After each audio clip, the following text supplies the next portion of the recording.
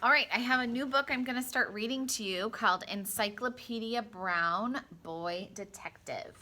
All right, so this will be a fun mystery story that we're going to read now. All right, let me point that down. There we go. All right, chapter 1. The Case of Natty Nat. Mr. and Mrs. Brown had one child. They called him Leroy, and so did his teachers. Everyone else in Idaville called him Encyclopedia. An encyclopedia is a book or a set of books giving information, arranged alphabetically, on all branches of knowledge. Leroy Brown's head was like an encyclopedia. It was filled with facts he had learned from books. He was like a complete library walking around in sneakers or in tennis shoes. Old ladies who did crossword puzzles were always stopping him on the street to ask him questions. Just last Saturday after church, Mrs. Conway, the butcher's wife, had asked him, "What is a three-letter word for a Swiss river beginning with A?" "AAR," Encyclopedia answered after a moment. He always waited a moment. He wanted to be helpful, but he was afraid that people might not like him if he answered their questions too quickly and sounded too smart. His father asked him more questions than anyone else. Mr. Brown was the chief of police of Idaville. The town had 4 banks, 3 movie theaters, and a little league. It had the usual number of gasoline stations, churches, schools, stores, and comfortable houses on shady streets. It even had a mansion or two and some dingy sections. And it had the average number of crimes for a community of its size. Idaville, however, only looked like the usual American town. It was really most unusual. For nearly a whole year, no criminal had escaped arrest, and no boy or girl had got away with breaking a single law in Idaville. This was partly because the town's policemen were clever and brave, but mostly it was because Chief Brown was Encyclopedia's father. His hardest cases were solved by Encyclopedia during dinner in the Browns' red brick house on Rover Avenue. Everyone in the state thought that Idaville had some of the smartest policemen in the world.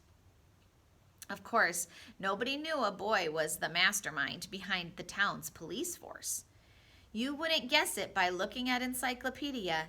He looked like almost any 5th grade boy and acted like one too, except that he never talked about himself. Mr. Brown never said a word about the advice his son gave him. Who would believe that his best detective was only 10 years old? This is how it began. One evening at dinner, Mr. Brown said, "Natty Nat has struck again. He has held up another store, and right here in Idaville." "What store, Dad?" asked Encyclopedia. "The men's shop owned by Mr. Dillon and Mr. Jones," answered Mr. Brown. "That makes 6 stores Natty Nat has held up in this state this month." "Are you sure the robber was Natty Nat?" asked Encyclopedia. "Mr. Dillon said himself it was Natty Nat," replied Mr. Brown. He pulled a notebook from his pocket and put it beside his plate. "I wrote down everything Mr. Dillon told me about the holdup. I'll read it to you." Encyclopedia closed his eyes. He always closed his eyes when he was getting ready to think hard. His father began to read what Mr. Dillon, the storekeeper, had told him about the holdup. "I was alone in the store. I did not know anyone had come in. Suddenly, a man's voice told me to raise my hands. I looked up then. I was face to face with the man the newspapers call Natty Nat. He had on a gray coat with a belt in the back, just as the newspapers said. He told me to turn and face the wall. Since he had a gun, I did as he said. When I turned around again, he was gone with all the money." Chief Brown finished reading and closed his notebook. Encyclopedia asked only one question. "Did the newspapers ever print a picture of Natty Nat?" "No," answered his father. "He never stands still long enough for a picture to be taken. Remember, he's never been caught.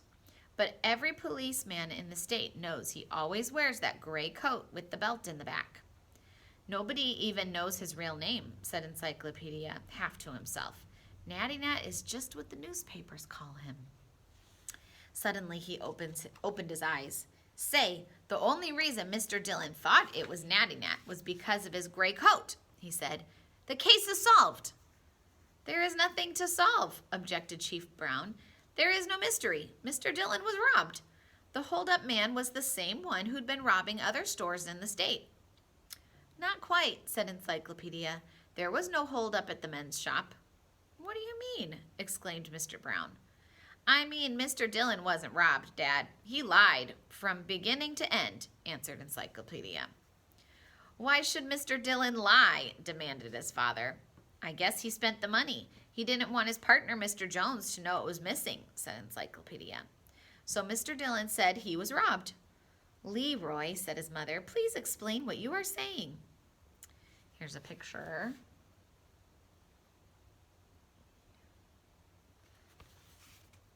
It's simple, Mom, said Encyclopedia. Mr. Dillon read all about Natty Nat in the newspapers, so he knew Natty Nat always wore a gray coat with a belt in the back when he held up stores. Go on, Leroy, said Mr. Brown, leaning forward. Mr. Dillon knew it would sound much better if he could blame his holdup on someone people had read about, said Encyclopedia. He said he knew it was Natty Nat because of the coat he wore. That could be true, Chief Brown said. That couldn't be true, said Encyclopedia. Mr. Dillon never saw the back of the man who held him up. He said so himself, remember? Chief Brown frowned. He picked up his notebook again. He read to himself a while. Then he fairly shouted, Leroy, I believe you are right! Encyclopedia said, Mr. Dillon only saw the front of the hold-up man. He had no way of knowing that the man's coat had a belt in the back. He stole money from his own store and from his partner, too, cried Chief Brown, and he nearly got away with it. He rushed from the dining room. Leroy, said Mrs. Brown, did you get this idea from a television program? No, said Encyclopedia. I got it from a book I read about a great detective and his methods of observation. Well, said his mother proudly, this proves how important it is to listen carefully and watch closely to train your memory. Perhaps you will be a detective when you grow up. Mom, said Encyclopedia. Can I have another piece of pie? Mrs. Brown sighed. She had taught English in the Idaville High School before her marriage. You may have another piece of pie, she said. So there is the beginning of Encyclopedia Brown. And maybe they're kind of shorter chapters, so I might read 2 chapters sometimes. But today, that was chapter 1. Bye.